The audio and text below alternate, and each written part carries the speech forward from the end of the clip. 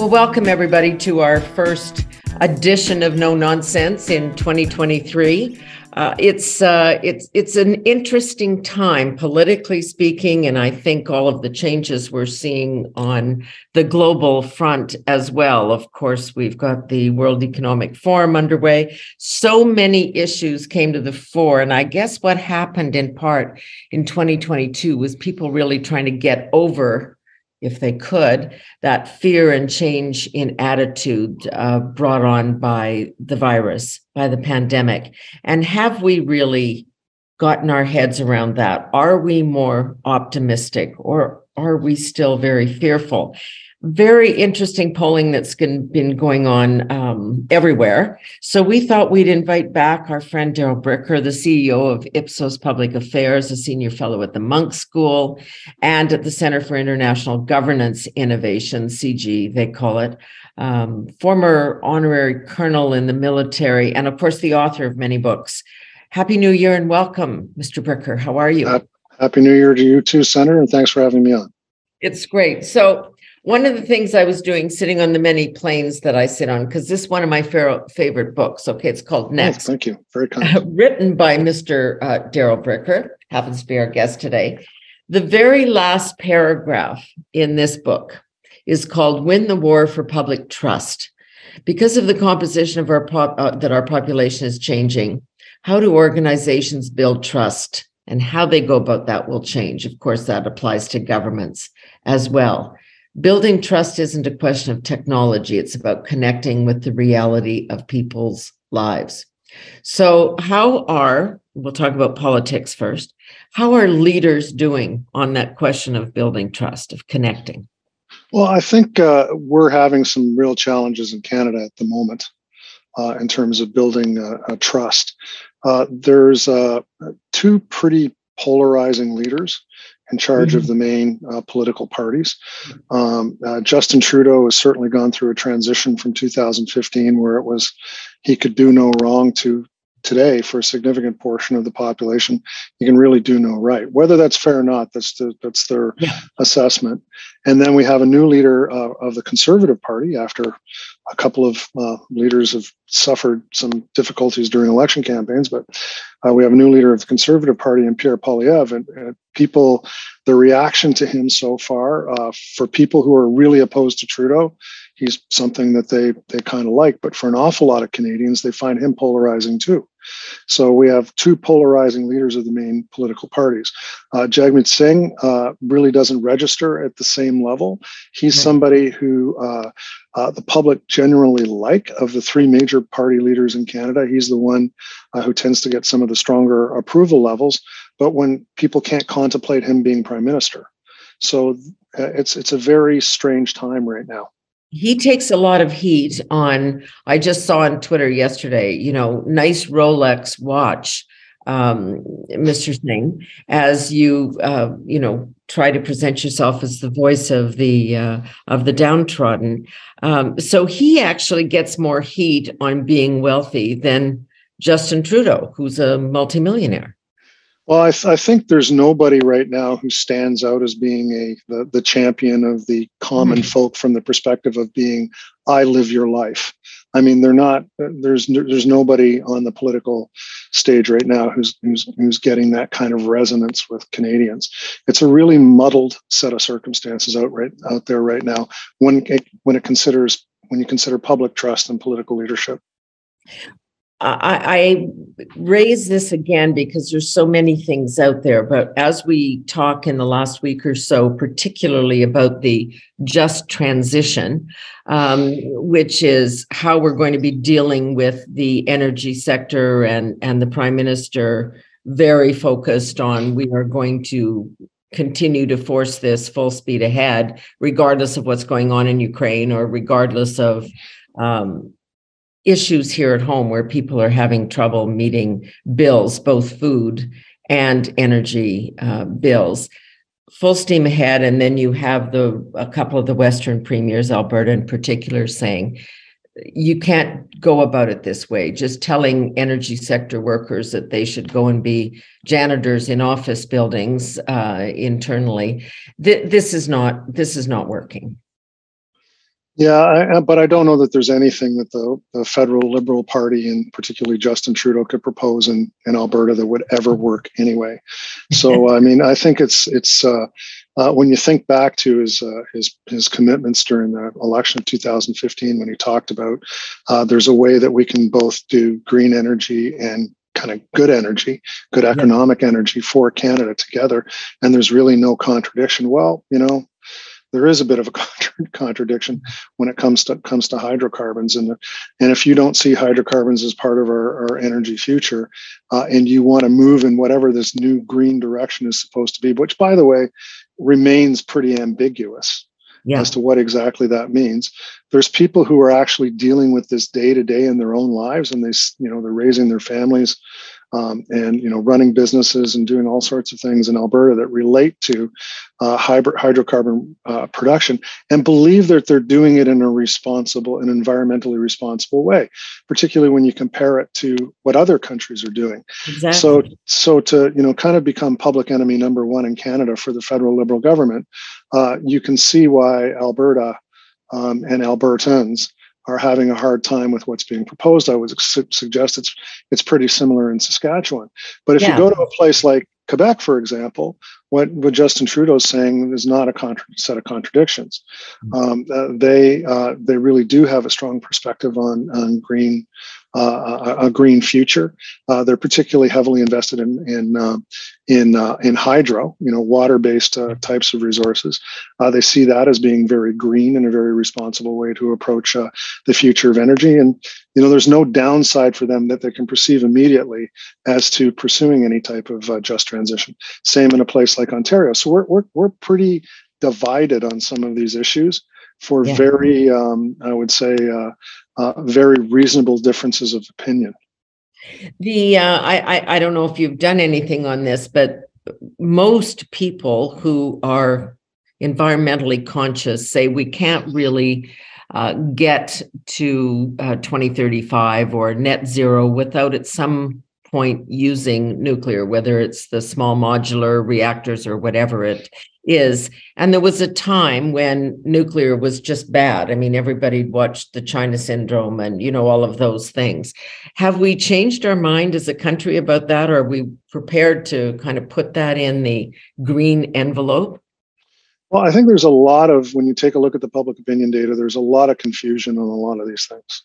So when you ask people, do you think we should be doing things to slow the warming of the planet? The answer is absolutely yes. Yes. Do you think human beings are partially responsible, or at least somewhat responsible for what's been going on? The answer is yes.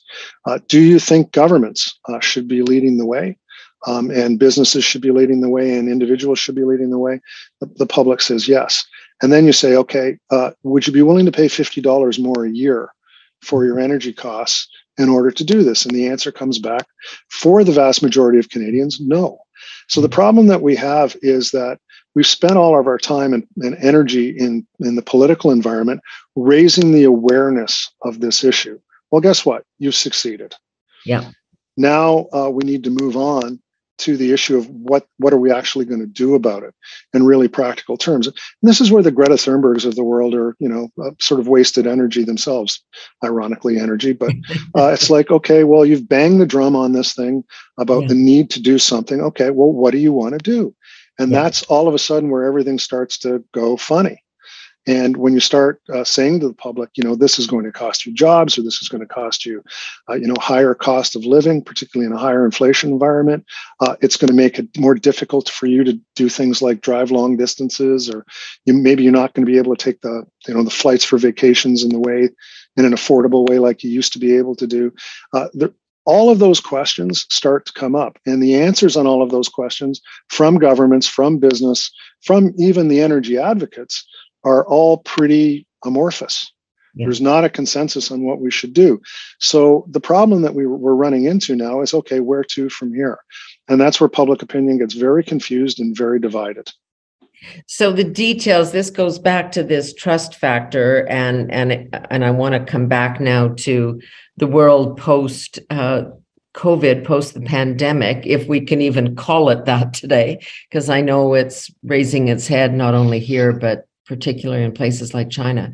But we seem to embrace throughout that, or at least be willing to tolerate more big government coming in and solving all the problems and taking hold of the reins and getting into provincial jurisdiction in areas that everybody just down tools and say, not a problem. We're facing a huge crisis, and handing out money and decisions made without a lot of scrutiny.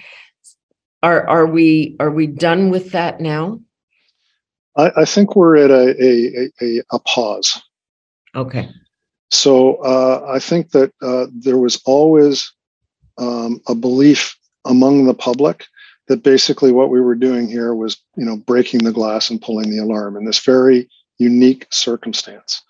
The public all the way through it was worried about the ongoing expense that was going to be associated with this and what it could potentially happen to the economy. But it wasn't like it, and I remember, back at the start of this, it's hard to remember back at the start of this, some of the things that were being said, but, there was an awful lot of people who were out there, and particularly in the Laurentian elite and, the Davos elite, or, whoever you want to talk to, we're talking about the Great Reset, and this was a great opportunity to take this methodology that we use to conquer COVID and use it to deal with a whole bunch of other issues, including climate. And the public was never there. Like I said, it was break the glass, use it in this emergency, but it's not something we want to see as an ongoing pattern of what government should be doing.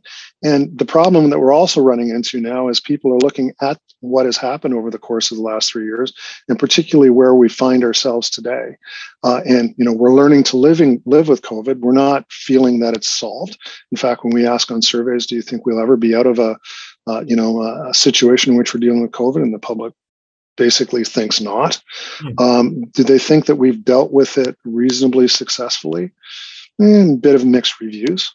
We've seen high levels of compliance and things like, for example, vaccines, but that's now dropping. And the reason is because the public's just figuring out we're gonna have to find a way to live with this. And so that doesn't create a great deal of enthusiasm to move on to the next problem using the same methodology. So there's going to be a pretty big debate going forward, I think, about what the right size of government is going to be. And I think that the expansion of the public sector in order to deal with every problem that we have in society is going to continue, is going to reemerge as a controversial way of looking at things. You don't hear anybody in Davos today saying Great Reset. Yeah, no, for sure. But what we are seeing here, and it's part of the problem in even our strategy to deal with inflation and all of those things, is that most of the job creation, as wonderful as that is by government. Those are very different kinds of jobs and not productive in the way of a direct contribution to, generating income for the nation. Yeah, the best business to be in these days is government. There's a lot of it going on, and it'll be the challenge for the opposition parties to corral that, because the government itself doesn't seem willing to do it. So what does that mean for where we sit politically? I guess from your numbers and other people's numbers, the Conservative Party is sort of edging a little bit ahead, but not outside the margin of error. Yeah, honestly, Senator, nothing has changed in Canadian politics since the election of 2019. Yeah, and I mean, in every pollster that you see on TV saying, "Oh, there's been a big change," no, there hasn't. I mean, nobody's broken away. The Liberals haven't gone away. The Conservatives haven't broken away. The same level of controversy that existed around leadership and party policies and the rest of it back in 2019 continue today. And there's no sign, I would say, in any current numbers, other than the desire for change is continuing to increase. There's no indication that the Liberals are any less politically potent than they've been in the last two elections, I would say. And there's no sense that the Conservatives have yet solved their big problem, which is how to break through in the 905. Now, Canadians, I should say, are not in a political point of view, frame of mind right now. Right. So I would take anything, including from our polling, as very cautionary at the moment. I wouldn't take it as being showing anything that's significantly changed, because I don't think the numbers show that it really has. So when I see a poll that says, the Tories have broken out by 7 or 8 or whatever, I'm not quite believing it, because I'm not seeing all the polls showing the same thing. Right. And this is always the case, but when people are literally unable to afford their current lifestyle, they're not really dancing on the head of a pin about whether we should have another election in June or September or next year. It's kind of like, could we focus on this and fix some of that? Right. So there's really not a lot of appetite for an election right now. Although we did a poll that just came out around Christmas time showing that a majority of Canadians want an election. And that's basically opposition voters wanting to get at Trudeau. Yeah. So, but that's still not enough to, it's hard to see why the Liberals would have any interest in having an election at this point. There's only one party that makes a difference right now, Senator, in what's going on, and that's the NDP. And they've basically decided to fold up their tents and go home. Yeah. So any NDP leader at the federal level in Canada has two strategies that they can follow. They can decide they want to be Ed Broadbent, or they can decide that they want to be Jack Layton. Yeah. Ed Broadbent was perfectly happy being the conscience of Parliament, and is lauded for doing exactly that in minority governments and using that position to achieve certain aims. But one of the aims that he never achieved was even getting the NDP to official opposition status. So, I mean, you can look at him from a moralistic point of view as being someone who had success, undeniably so, but from an electoral position, had very little success. Jack Layton, on the other hand, probably scored in both nets. He had some effect on how governments behaved, but more importantly, he got the NDP to official opposition status and was poised, and other than his untimely death, of potentially becoming the first NDP prime minister. Jagmeet Singh has decided to sort of be a weak version of Ed Broadbent. And that means, I'm going to have this supply agreement with, or this agreement with the Liberal Party, in which I'm going to claim everything that they do as being something that I've had influence on. And the answer is, well, MDP has very little influence on what the government is going to do. And they don't get any credit for it. Why would you do that? And they're just going to do what they do. So the NDP is the party that's necessary for bringing down the Liberal Party, and their numbers are not good. Their leaders' numbers are a little bit better than their party numbers, but they don't stand any better chance of getting elected in the next election than they did in the last 2 or 3. But really, if the Liberals decide they want an election, they could force. I mean, they don't care. I mean, the deal just makes life a little bit easier. But I just don't see any reason why they would. Well, yeah. The only reason you go to have an election is because you're sure you're going to win. And we saw what happened in 2021 when they absolutely thought that they were going to win, and they had an election with no reason for it, basically. Mm-hmm. And Canadians it was 2021 from the very first moment of that election campaign during COVID, they basically said, right. They basically said, this is nonsense, and you haven't given us a good reason for doing this. And as a result, made Aaron O'Toole, brought him very close to winning the election. Now, it didn't show up in the seats, but if he certainly closed the gap with Justin Trudeau. He cut it in half in the province of Ontario, and which meant that he got pretty close in the 905, a couple more points, 4 more points in the 905, he would have formed he would have had the most seats in Parliament. He came very close.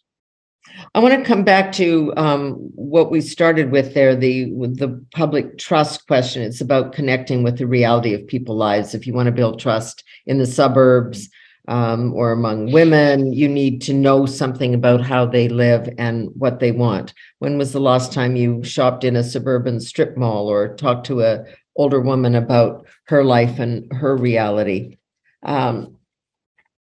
Pierre Poilievre has made some ground with communicating on line, spending most of his energy there, although he started to have some more traditional press conferences now, sitting in the diner talking about the price of food or inflation. So he's doing all of that, but the hangover, at least through the eyes of the media, of his actions around the truckers' protest seem to be hanging on. Like, how are those issues playing?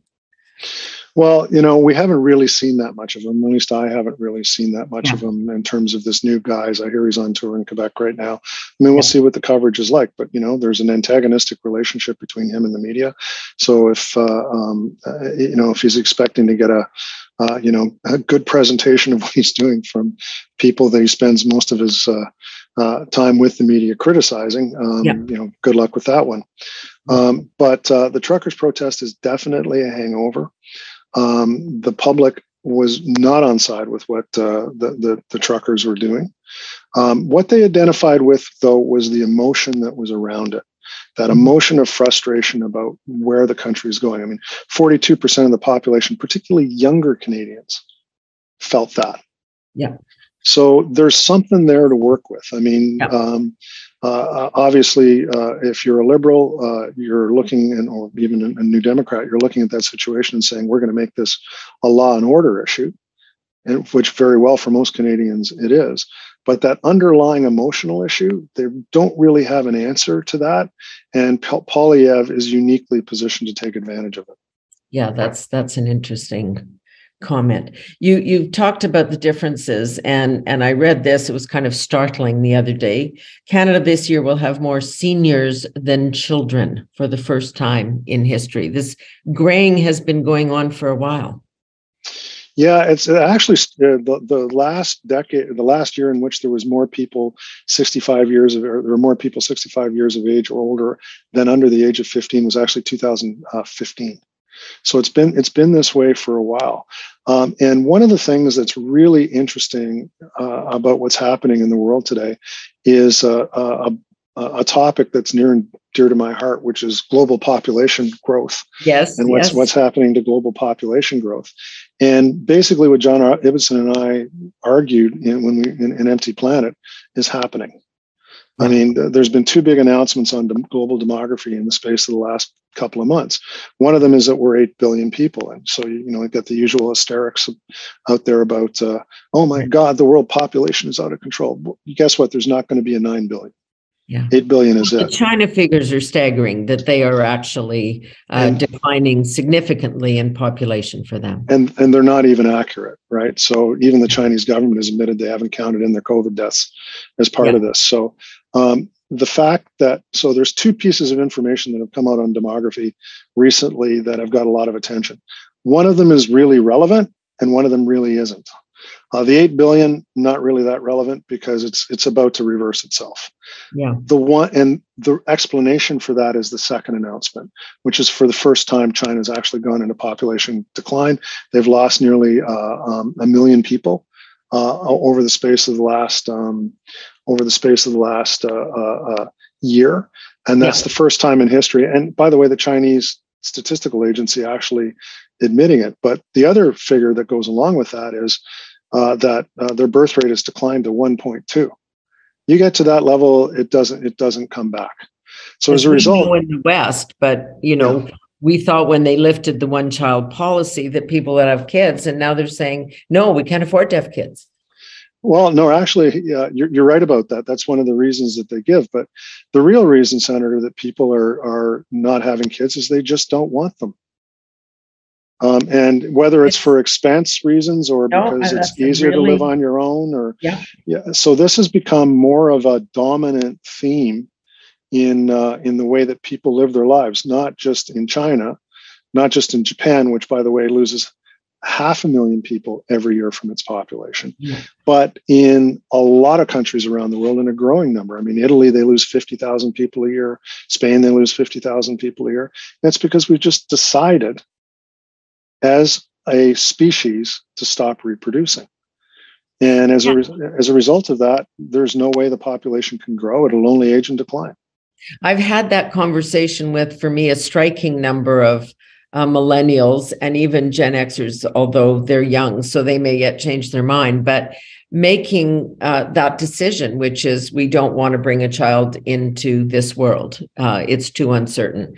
We are both working and we can barely make ends meet. And unless their life can be better, why would we do that? Like, it's kind of variations on a theme, but it's real and it's significant. Well, the problem with that analysis is it would be, okay, well then let's fix childcare. Well, guess what? In the Nordic countries, they fixed childcare. Yeah.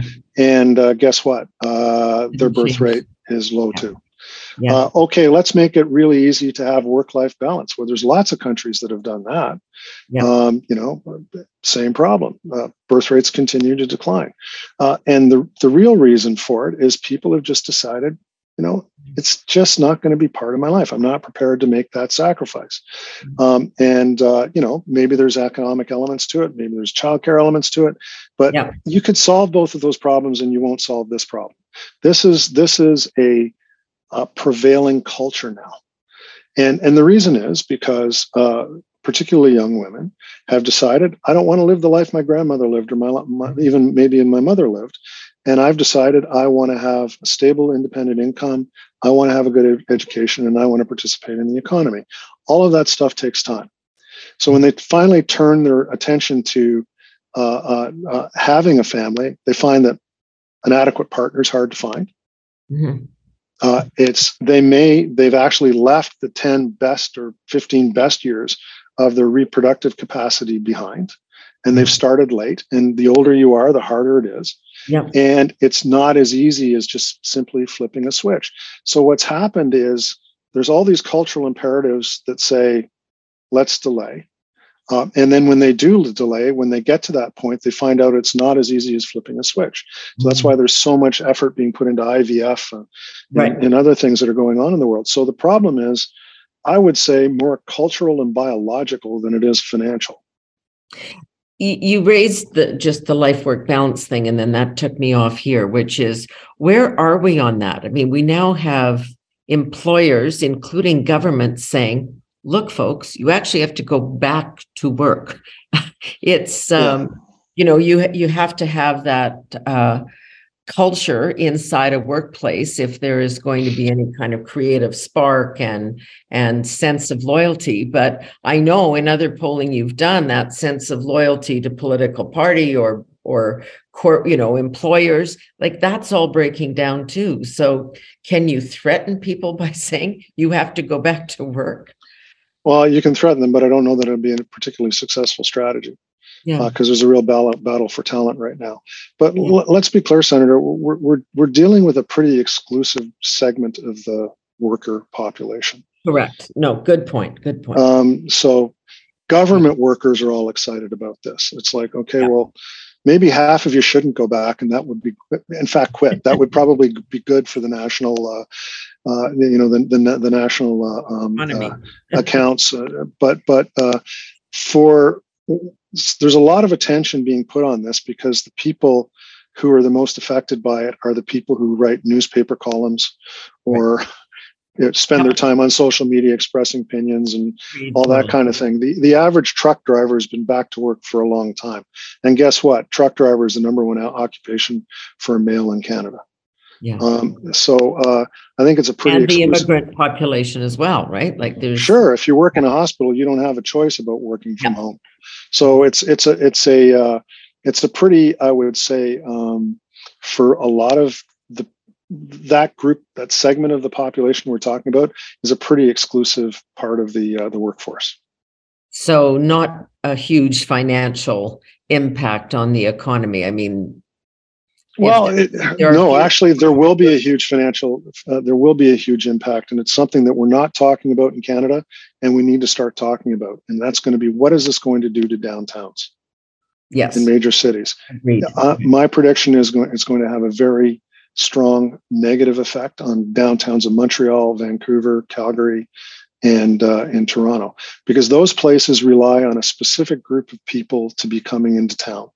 And that is basically middle class and upper middle class professionals. And they're the ones who get their hair cut. They're the ones who have lunch. at the Go down to the restaurants down. food court, keep Yeah, everything. they're making the pass system operate. Well, if they don't have to stay home full time, they only have to stay home a little bit. So if it's like 1 day a week, well, that's 20% less economic activity downtown. If it's 2 days a week, that's 40% less. So we're dealing with some really potentially difficult situations when it comes to infrastructure in places like downtowns. So you're already seeing situations in which people are cutting back on their office space because they've decided to embrace hybrid work. Well, great for the company that's cutting back on their amount of space that they have because they're saving money doing that. But boy, if everybody decides to do that, we're certainly overbuilt when it comes to office space. Ottawa is going to be another place. Why do they want workers back? Well, they've got all of this investment in real estate, and it's going to kill downtowns. It's going to kill downtown Gatineau. It's going to kill downtown Ottawa because those are the only people who are there. Yeah, no, that is exactly right. It's not the high tech sector that's focused on Spark Street. I have been having this conversation with friends just casually over the last 6 months. And I don't know whether you have any evidence of it or not, that people are starting to just slowly engage in the backlash against, for lack of a better word, wokeness. You're seeing it all over Twitter at this point. I was just watching something last night about a young guy who was engaged in a, quote, Oxford-style debate, talking about why wokeness is a problem. Backlash against the diversity hirings, against reparations, against cancel culture. Somebody you and I know quite well, General, Lieutenant General Maisonneuve, who gave a speech and caused great uproar. Where is that? Is there any sense of a backlash against all of this? It's a fairly exclusive conversation. Yeah. And there's people, obviously very animated on both sides of this. But there is definitely a view among the younger population in Canada that this isn't about woke. It's in some instances it's about fairness. Mm-hmm. It's about creating the type of society based on equality that they believe that Canada should be. Now, that doesn't mean that what they're doing is embracing every aspect of what's happening with what you described as woke culture. It's interesting that the people who are the biggest supporters of the truckers and the biggest supporters of Black Lives Matter are both young people. Right? So there is a sense that something needs to change in Canada, like on Indigenous issues. There's definitely a public consensus on that. So I wouldn't necessarily put it into the American conversation. And a lot of what I see in the conversation in Canada is people just kind of aping what's going on in the United States. Yes, I think the ideology that sees this postmodern ideology that sees everything in terms of structures of power and identity is one that is going to have a hard time having a long life in Canada. Canadians really do believe in equality. Mm-hmm. They really do believe in freedom of speech. They don't believe that provides you with an opportunity to cause somebody else harm. Right. But they really do have a strong belief that one of the planks of our constitutional order in this country is that you should be able to speak your mind. So a lot of this stuff goes on in campuses. Nobody cares. Nobody cares. Yeah. Okay. Or HR departments where it gets dangerous is HR departments in companies. Yeah. And when it starts getting into people's real lives and starts becoming a real factor, that's when you're going to start to see some issues. But yes, if you're getting fired because you've expressed a point of view that is not shared by the, right. Or somebody gets promoted that you think is less competent than you because of some other attribute, then you're going to start to see some problems. But we're not there. So the debate that we had and are continuing to have in the Parliament of Canada on Bill C-11 and C-18 is coming at us. At the core of those bills is government having more of a role deciding what should and shouldn't be promoted on the internet, what is acceptable. We went through that in the legacy media with Canadian content rules, right? It's got to be 30% this, you've got to play this much Canadian music. And people in the face of a omnipresent American cultural industry said, yeah, okay, that's all right, we'll have some rules. This is now getting into who gets to earn a living on the internet, who gets to have their content, pushed forward or pushed down, and actually who can say what. Do we not have the same commitment to things like free speech? We may have it to equality and other issues like that, then we see at least presented through the Constitution of the United States. I would say that Canadians are not plugged into this debate. So all the real issues will not be philosophical; they'll be practical. So when you start telling people they can't look at certain things that they're used to looking at, you better have a darn good reason. Mm-hmm. And if you're sitting in Ottawa saying this, you'd really better have a good reason. Yeah, well, this keeps coming back to this trust question. If you're not in touch with people's realities, and there are thousands, hundreds of thousands of people actually earning a living on the internet, right? This is not something that can be corralled in domestic policy. It's a global business structure. Yeah, so I would say that when we start seeing the practical implications of what all of this means and how people are going, their access to content is going to be affected, or their access to produce content is going to be affected in a very personal way, that's when you're going to start seeing people engage. But right now, I would say it's, it's something that, communications professors pontificate about and argue about. And some senators. Some senators. But the truth is that Canadians very much believe in free speech. They very much believe in being able to look at what they want to look at. They don't like to be told how to live their lives. And the idea of a nanny state controlling all of this kind of stuff is going to be a really hard sell. Yeah. So in one of your polls that you did, I think just prior to Christmas, it was, and of course, there was a lot of controversy around Elon Musk buying Twitter and on again, off again. And he has his days, all right. That they think, the general public, a majority of the public thinks that there will be more negative, hateful speech if he frees it up, which he's attempting to do, which he's saying, shining a light on. Here was what was going on between governments and the guys who ran Twitter and Facebook. And you should know that was all about, promoting the Democratic Party. Now I'm being a little simplistic here, but why do we not see him as a guy who's fighting for free speech? Mainly because of the erratic nature, I would say, so it's an individual of his behavior. Okay. I'm sure if he's on an issue that you're on the side of, you probably think he's great. But if you're on the other side, you don't. But the reality is, Twitter, it's not a big part of Canadians' lives. I mean, it's journalists, senators, politicos, other people kind of yelling at each other. The average Canadian is maybe voyeuristically looking in on some of these things, or occasionally throwing some out, but some ideas onto Twitter. But it's not like the overwhelming, dominating presence for most Canadians as it is for, say, for example, if you're a stringer for CP. But trust in media, those people that are designed to translate information for you and communicate with you and educate you, because you're busy trying to earn a living all day long, the trust in those traditional organizations is way down too. Yeah, it is. But the mainstream media organizations in this country remain pretty well trusted, believe it or not.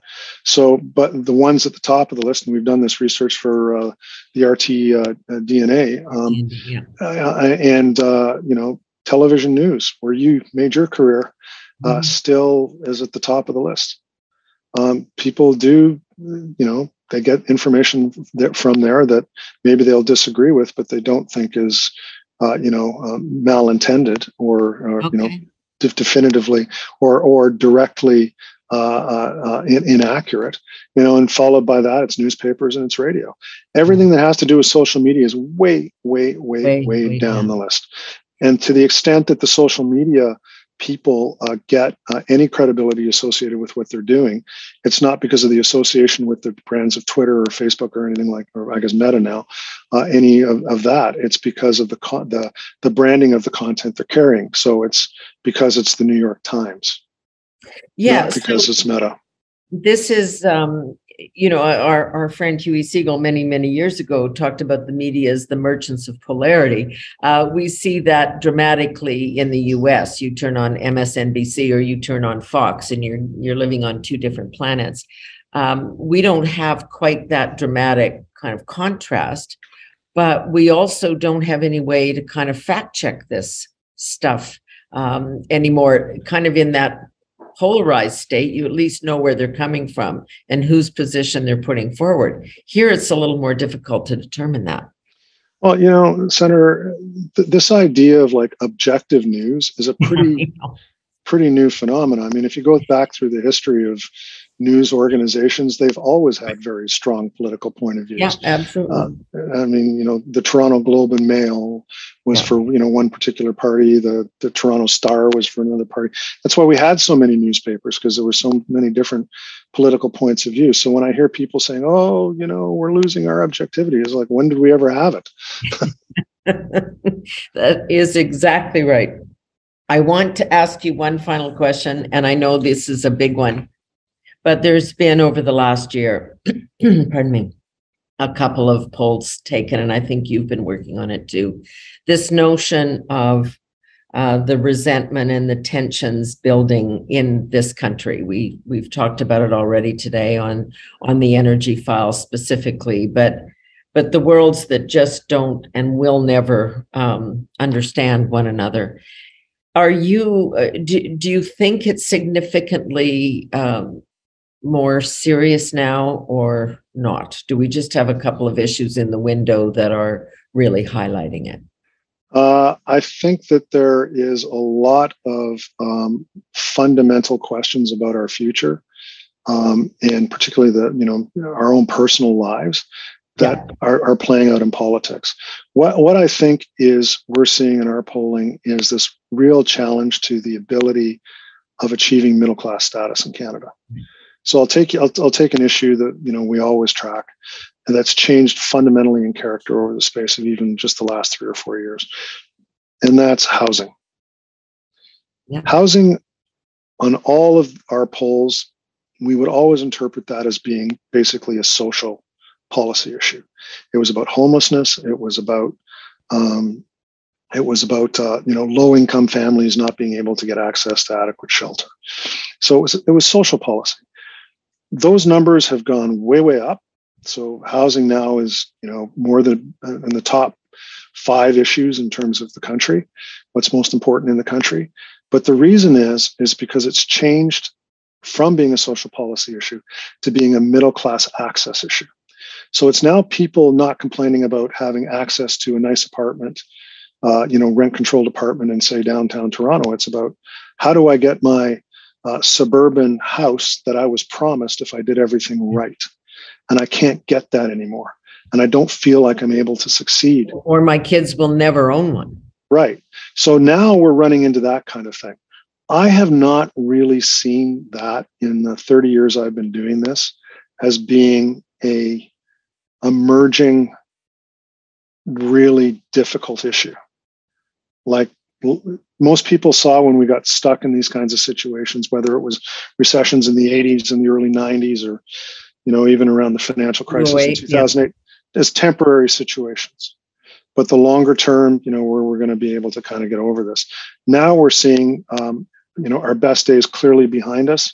I don't know how I'm going to get to that level of status that I expected in my life. And I'm really concerned, borderline angry about this issue. That's what's changed. So it's always been there, but it's not just energy, or East versus West, or even rural versus urban. Those are relatively easy issues compared to the issue I just described. Yeah. Darrell, it is always so interesting to talk with you. Thank you. My pleasure, Senator. Appreciate stuff it. Floating around in your head as you take our pulse on a daily basis in this nation.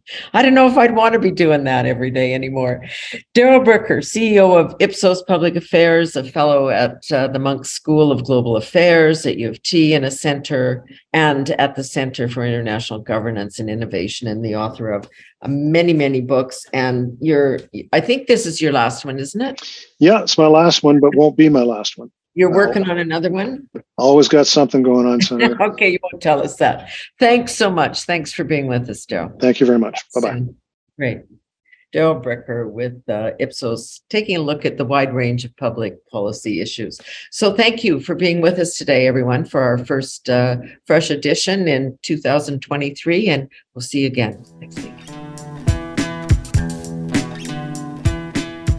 So thanks for being part of the No Nonsense with Pamela Wallin audience. We really appreciate it. If you wouldn't mind, give us a review or a like or a thumbs up. It helps us promote our podcast and make sure that more people can hear it. And it also helps us figure out what topics you like to hear about, and then we can focus on that. So we'd really appreciate it here at No Nonsense.